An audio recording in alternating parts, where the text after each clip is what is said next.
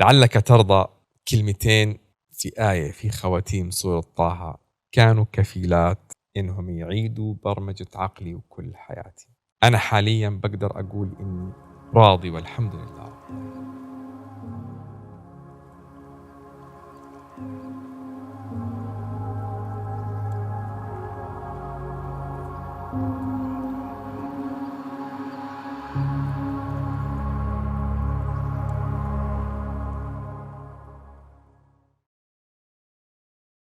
بعد ما شفنا كيف إنه التسبيح بمفهومه العظيم هو عبارة عن نشاط عقلي بيساعد على برمجة العقل الباطن للإنسان عشان يكتسب نفس واثقة ومطمئنة تعينه إنه ينجح في الحياة الدنيا وينجو في الآخر.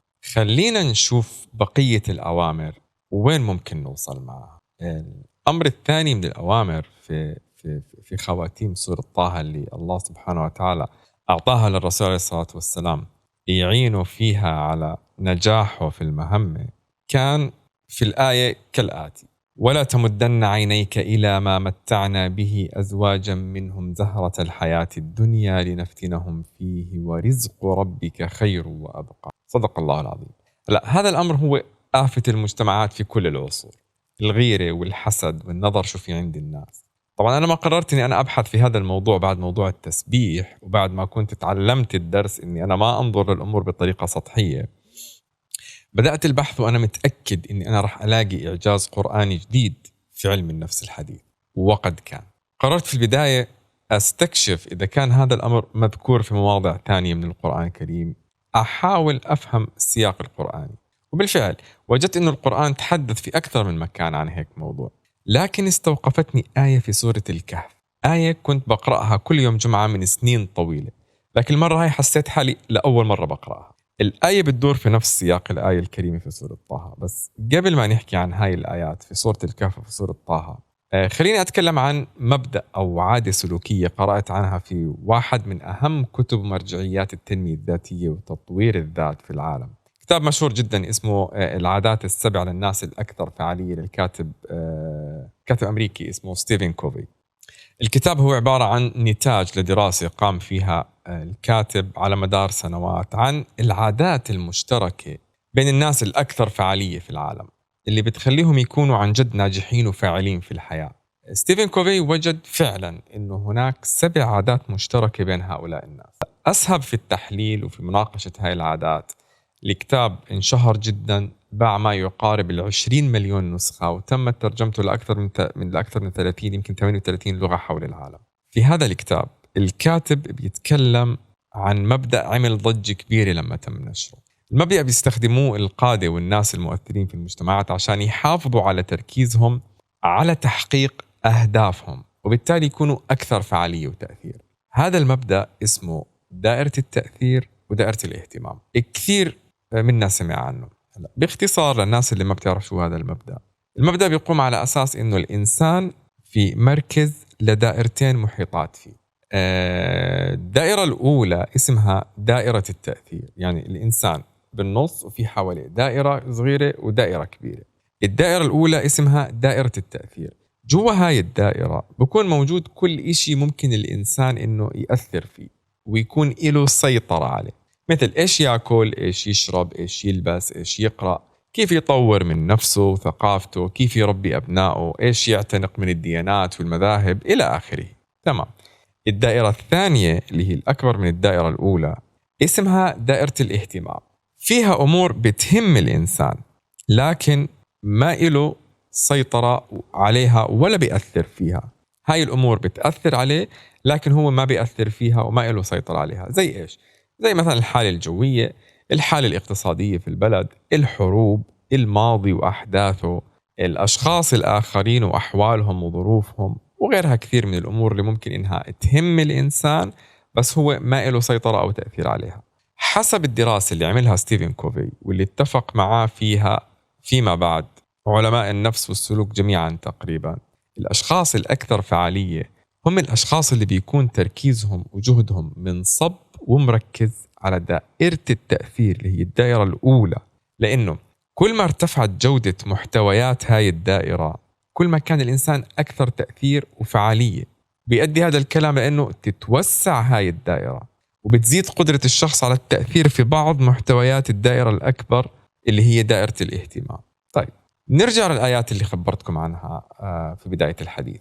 الآية في سورة الكهف، نبلش كلامنا عن الآية في سورة الكهف. الآية بتقول أعوذ بالله من الشيطان الرجيم، هي الآية رقم 28: واصبر نفسك مع الذين يدعون ربهم بالغداة والعشي يريدون وجهه ولا تعد عيناك عنهم تريد زينة الحياة الدنيا ولا تطع من أغفلنا قلبه عن ذكرنا واتبع هواه وكان أمره فرطا. صدق الله العظيم.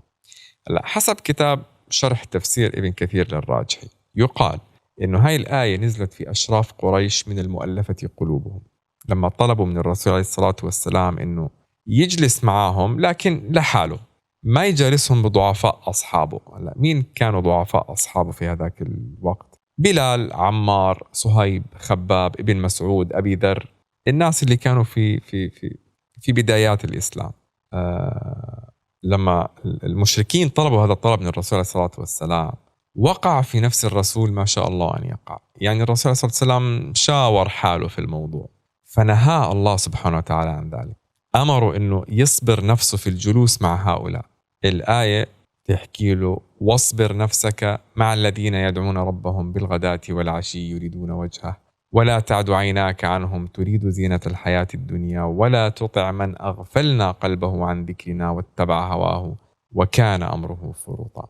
إذا أمعنا النظر في الآية الكريمة وفي الحادثة هاي الآية اللي نزلت في قلب الصحراء قبل أكثر من 1400 سنة، راح تلاقيها تطبيق عملي لمبدأ ستيفن كوفي اللي أبهر العالم لما تحدث عنه. خلينا نرجع نقرأ الآيات مرة ثانية ونطبق المبدأ اللي حكى عنه كوفي. خلينا نعتبر أنه سيدنا محمد في مركز الدائرة الأولى اللي هي فيها الصحابة الضعفاء اللي هي المفروض دائرة التأثير، والدائرة الثانية الكبيرة دائرة الاهتمام اللي فيها أشراف قريش.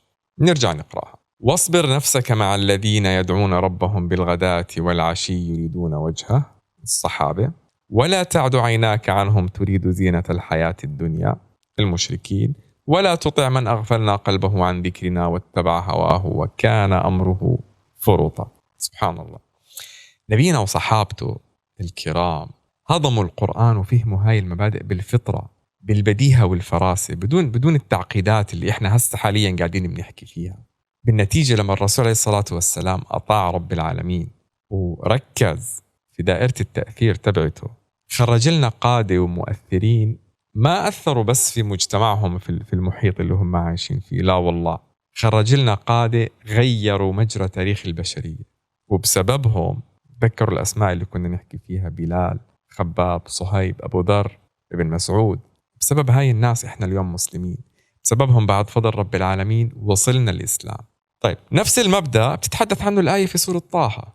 في سورة طه الله سبحانه وتعالى بيقول: فاصبر على ما يقولون وسبح بحمد ربك قبل طلوع الشمس وقبل غروبها ومن آناء الليل فسبح وأطراف النهار لعلك ترضى ولا تمدن عينيك إلى ما متعنا به أزواجا منهم زهرة الحياة الدنيا لنفتنهم فيه ورزق ربك خير وأبقى. صدق الله العظيم.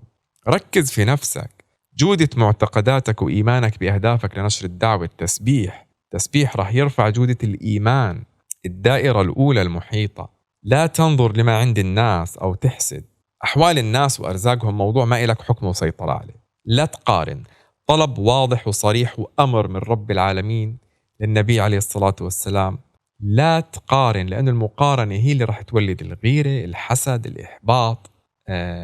الله بيؤمر الرسول إنه يحارب شهوة الرغبة بالثراء والشعور بالأهمية وزينة الحياة الدنيا. ركز على أهدافك، على الدائرة الأولى المحيطة فيك. هاي الأمور كلها بتيجي تلقائيا راح تيجي إذا ركزت في هاي الأهداف. سبحان الله. هيك تمت عملية الإعداد الذهني والنفسي لقائد التغيير على الأرض من قبل رب العزة سبحانه وتعالى. عادات، سلوكيات مدروسة ومحكمة إلها أثر إيجابي في النفس. عادات رح يتبعها المليارات لاحقا ويطلقوا عليها اسم السنة النبوية الشريفة. أنا هسه فهمت إيش يعني سنة وليش مهم جدا للمسلم اتباعها. ببساطة لأنها منهج نجاح، لأنها بهاي الطريقة إذا إحنا اتبعناها أكيد وطبقناها في حياتنا في أهدافنا الدنيوية وفي أهدافنا الخاصة بالنجاة يوم القيامة، رح ننجح، رح نرضى، رح نوصل. بهاي الطريقة تم تجهيز قدوة ملياري مسلم في الأرض اليوم. ركز على أهدافك، اشتغل عليها، بترضى. سبحان الله. ننتقل للأمر الثالث من تعليمات لعلك ترضى. الأمر الثالث في آية بتقول: وأمر أهلك بالصلاة واصطبر عليها لا نسألك رزقا نحن نرزقك والعاقبة للتقوى. الصلاة هي الأمر الثالث اللي أعطى الله سبحانه وتعالى للنبي عشان يوصل لمرحلة الرضا، وعشان ينجح في مهمته، وعشان يقدر يستمر مع قوم. الله يخبر النبي إنه يأمر أهله بالصلاة ويصطبر عليها. شوف، لاحظ، عادة جديدة، يعني الأوامر كلياتها متعلقة بعادات وسلوكيات، سلوك متكرر جديد الله سبحانه وتعالى بيطلبه من الرسول وبيأمر الرسول فيه. والله هي العادات اللي بنتبناها هي الأساس في جودة حياتنا ونجاحنا في تحقيق أهدافنا. العادات إشي مش قليل، والله لازم نرجع نراجع حساباتنا بموضوع كل عاداتنا اللي احنا بنمارسها اليوم. طيب، موضوع الصلاة موضوع يطول الحديث، وأنا في رحلة البحث وبانتظار أستكشف إشي جديد يبهرني زي ما صار معي بالأمرين السابقين. لكن الصراحة حسيت إنه الحديث في موضوع الصلاة مستهلك وما رح ألاقي فيه إشي جديد غير الإشي اللي بعرفه. بس لفت انتباهي في الآية الكريمة كلمة اقترنت بأمر الصلاة: والعاقبة للتقوى. بدأت أتساءل، أي عاقبة وأي تقوى؟ وليش العاقبة للتقوى اقترنت بأمر الصلاة في هذا الموضع من الآيات؟ ليش ما اقترنت بالتسبيح مثلا؟ حسيت حالي بلشت أمسك بداية خيط جديد للبحث، وأثار الموضوع فضولي بشكل كبير. طب إيش ممكن تكون عواقب الصلاة اللي الله سبحانه وتعالى بده إيانا ننتبه لها في هاي الآية؟ العاقبة في الآخر إن شاء الله راح تكون الجنة والحساب اليسير بإذن الله. إيش ممكن تكون العاقبة في الدنيا؟ كثير تساءلت. تبادر لذهني أشهر آية كلها بنسمعها عن الصلاة في سورة العنكبوت، الآية رقم 45: إن الصلاة تنهى عن الفحشاء والمنكر. لا، حسيت إنه ممكن يكون منطقي الموضوع، إنه عاقبة الصلاة في الدنيا أو من فوائدها إنها تنهى الإنسان عن الفواحش، وبالتالي بيكون في وضع ذهني ونفسي مستقر، وعنده القدرة على إنه يتقي شر شهواته وغرائزه. كلام منطقي. وتذكرت إنه كلمة التقوى مرت معي في رحلة البحث، مرت معي كلمة التقوى بشكل مؤثر جدا في إحدى الآيات. رجعت أدور وين مرت معي وفي أي جزء من البحث، فوجدت إنها مرت معي في سورة الأعراف. يقول الله سبحانه وتعالى في سورة الأعراف فورا بعد ما فرغ من سرد قصة سيدنا آدم وهبوطه للأرض: أعوذ بالله من الشيطان الرجيم: يا بني آدم قد أنزلنا عليكم لباسا يواري سوآتكم وريشا ولباس التقوى ذلك خير ذلك من آيات الله لعلهم يتذكرون. صدق الله العظيم. ولباس التقوى ذلك خير. الستر، الحشمة، الابتعاد عن إثارة الشهوات، الغريزة الجنسية الأقوى عند البشر اللي ممكن تحولهم لحيوانات. الصلاة تعين الإنسان على الابتعاد عن كل هاي الفتن. العاقبة للتقوى، كلام مباشر وواضح. بس لحظة، مش ملاحظين إنه القرآن الكريم رجع أخذنا لنقطة البداية، لأصل الحكاية، قصة آدم والملائكة وإبليس؟ رجع أخذنا لسورة الأعراف، أساس البحث اللي إحنا قاعدين بنقوم فيه وبنناقش فيه. في شفرة معينة هون بلشت تتفكك معنا. إيش هي؟ إنه 3 أوامر هدول مع فوائدهم وأثرهم النفسي العظيم اللي حكينا عنه، هم أصلا مرتبطين بعناصر منظومة الخواتيم اللي انرسمت معنا من خلال الآيات الكريمة في البداية، وتحديدا بقصة مكر إبليس لآدم وكيف أخرجوا من الجنة. متذكرين ال3 نقاط اللي طلعنا فيهم كمختصر مفيد من قصة خلق آدم والمعصية والخروج من الجنة؟ خلينا نرجع للقصة، قصة خلق آدم، والمختصر المفيد العناصر اللي حطيناها في نهاية سرد هاي القصة. العنصر الأول في القصة كان ضعف آدم، وكيف الله سبحانه وتعالى وفر لآدم نموذج اجتماعي عشان يتعلم منه. على يمين النموذج كانت الملائكة بعملهم، وعلى اليسار كان إبليس وعمله. الشاهد في الموضوع إنه العمل اللي الملائكة حددت أهميتها من خلاله كان التسبيح هو عمل الملائكة. يعني التسبيح هو العمل اللي بيساعدنا نضل أطول وقت ممكن على جهة اليمين من المقياس اللي عملناه، المقياس اللي حكينا عنه في بداية الرحلة. التسبيح بشكل متكرر ومنتظم هو العلاج اللي راح يخفف من وطأة الضعف عند آدم. لما رب العالمين حكى عنه نسي ولم نجد له عزما. العلاقة بين النسيان والإرادة والعزم، إنك أنت محتاج دايما وبشكل منتظم تذكر نفسك بإنك مساءل، وإنه في رب للكون سبحانه وتعالى. هاي برمجة عقل باطن، هذا الأسلوب هاي برمجة عقل باطن، سبحان الله. طيب العنصر الثاني من القصة والأمر الثاني، العنصر الثاني كان إنه سبب رفض إبليس للسجود هو الغل والحسد والكبر اللي تولدوا عنده بسبب شعوره بالتهديد. إبليس مد عينيه للنعمة اللي أنعم الله فيها على آدم، ووجد إنه رح يكون آدم أهم منه في مكانة أعلى منه. غريزة وشهوة الشعور بالأهمية أدت إنه نفسه تمرض بالحسد. لما نفسه مرضت بالحسد آيس عن كل إشي، فقد صوابه، اتحدى رب العزة وهو عارف إنه مش أهل للتحدي هذا. الحسد، الغيرة. لا تمدن عينيك يا محمد، لا تحسد، لا تقارن. العنصر الثالث، يعني الربط عجيب.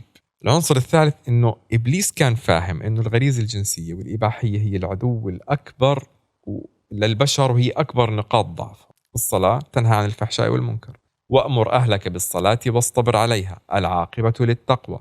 الصلاة حرز من الوقوع في الشهوة إذا الإنسان أتمها وأتقنها. سبحان الله. 3 أوامر مرتبطة ببناء محكم مع ال3 عناصر الأساسية لقصة خروجنا من الجنة.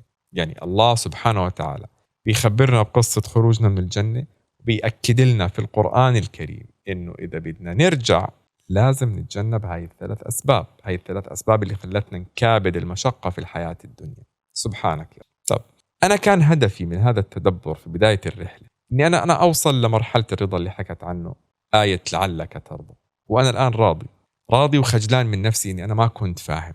وبعد ما انفكت معي هاي الشفرة في منظومة الخواتيم في سورة طه فهمت. وإذا بدي ألخص اللي فهمته وكل الكلام اللي حكينا في هذا البودكاست في خلاصة معينة، بتكون كالآتي: الإنسان انخلق للخلود أصلا، لكن صارت قصة المعصية والوسواس نزلنا لاختبار في الحياة الدنيا، وبعدها راجعين للخلود، يا إما خلود في نعيم أو خلود في جحيم والعياذ بالله. هلا عشان أنجح في هذا الاختبار وأكون مميز وناجح في الدنيا كخليفة لله في الأرض، وبالتالي أنجو يوم القيامة والحساب، أنا حياتي قائمة على 3 علاقات ما لهم رابع. وهاي العلاقات لازم تكون منظمة وعلى أحسن ما يرام في كل الأوقات. الله سبحانه وتعالى في القرآن خبرني كيف أنظم هاي العلاقات بشكل دقيق وتفصيلي.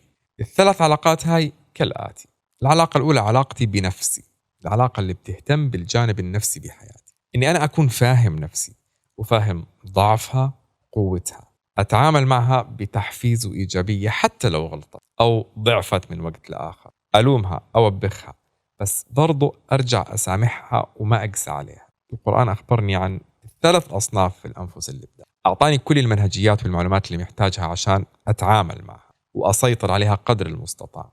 إذا تعاملت مع نفسي بالطريقة هاي رح يتولد عندي إشي كثير مهم وكثير بنحتاجه في حياتي: الثقة بالنفس، تقدير الذات.